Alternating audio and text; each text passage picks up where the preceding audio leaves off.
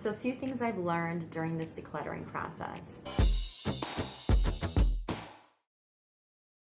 First, I have learned that you can start off small, and as soon as you practice it more and more and more, I feel like bigger areas of the house, it just becomes more natural and easier to get rid of things. I feel like when I first started off, it honestly seemed like a daunting task to go through everything because there was a lot of things I'm like, I will use it, I will use it. So for example, I had 3 kids' knives, like the plastic ones, and I justified that she'll use all 3 of them. The problem is she's not going to use all 3 of them at the same time.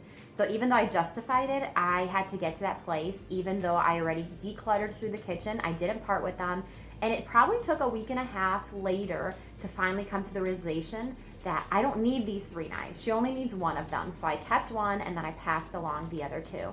And I had that happen with several things, even like a kitchen funnel where I really didn't need 2 of them. And so many other things that I was able to part with after I actually decluttered the first sweep through everything in the kitchen. So don't be hard on yourself because you could always go back through everything and you'll get better about realizing what you should keep and what you should part with. Make sure that you start off with small areas at a time. If you have tons of time, then yeah, go ahead. You could tackle the whole house, get everything out, and then figure out what you're keeping and what you're not. But if you have kids and you can only tackle small things at a time, don't feel like you have to do a whole room. Do 1 drawer or 1 cabinet or even 1 shelf. Like, it's okay to just do a little bit at a time. I usually will do super small projects during the day when my kids are awake because obviously it is a battle, right? If the baby interrupts, I want to make sure that I'm not so focused that I can't be interrupted. But bigger projects I try to just keep for nighttime. Once they're all down, then I'm able to do 2 drawers or maybe even 3 drawers in the kitchen. While things like their books and their clothes, I wanted to do it with them. So just use your time wisely and make sure you start off small so you can build like your decluttering muscles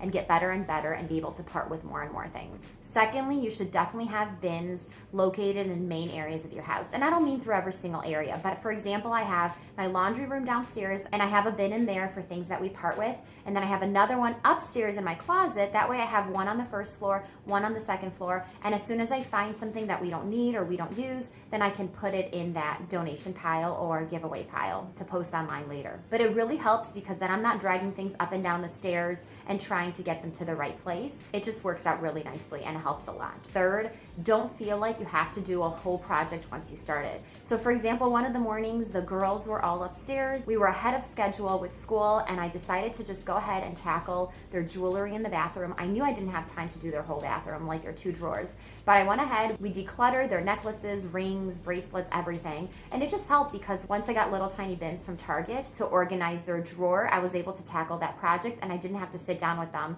and tell me which necklaces, bracelets, and things like that they're keeping. So it pretty much made my whole process so much quicker and so much easier because I was able to organize the rest without them being there and telling me what they need and what they don't, because we kind of decluttered and then I was able to do the organizing part. Fourth, make sure you don't start with the wrong thing first, like me. Don't start with organizing. I did that and I felt like I just kept shifting things around. Like things were still cluttered, things were still full. My drawers were still exploding. So make sure you declutter first and then organize. So for example, I did the pantry before I even started this whole decluttering. That was like a few months back. And it worked for us because I don't feel like our pantry was overstuffed, but there was plenty of other areas like their clothes that were overstuffed. And I kept trying to fit everything in their drawers over and over and over, and they were just too stuffed, and that's why it didn't work. And so once we decluttered their clothes and got rid of so many of them, there was so much room in their drawers and everything fit so nicely, and it has been such an easy process when it comes to laundry.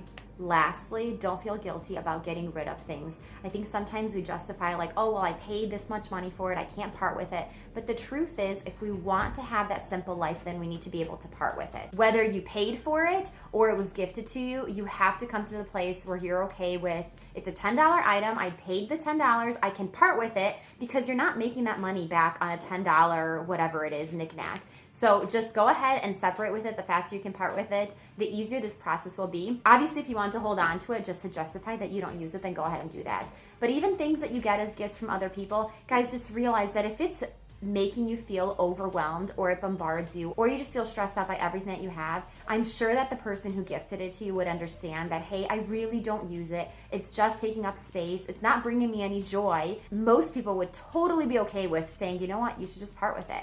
I think it also goes to show that in our society, we really need to understand what people need in order to gift them things that are useful for them, instead of just, oh, I think this person wants a kitchen knickknack, I'll just get it for them. I love kitchen knickknacks, so if somebody got it for me, I'd probably be super excited. But there are plenty of people who try to keep their kitchen knickknacks to a minimal, and those people would not appreciate those gifts. So just think again when you try to get a gift for somebody, do they actually need it? And if they don't, just do a monetary gift or treat them to like a coffee or a lunch or dinner. I feel like hanging out with a person and treating them out is a better gift than just bombarding people with more and more stuff, because in America we have plenty. All right, ladies, I will see you next week. I'm so excited to continue decluttering, and thank you so much for joining us. Don't forget to hit subscribe and don't forget to hit the thumbs up. All right, have a good day, ladies.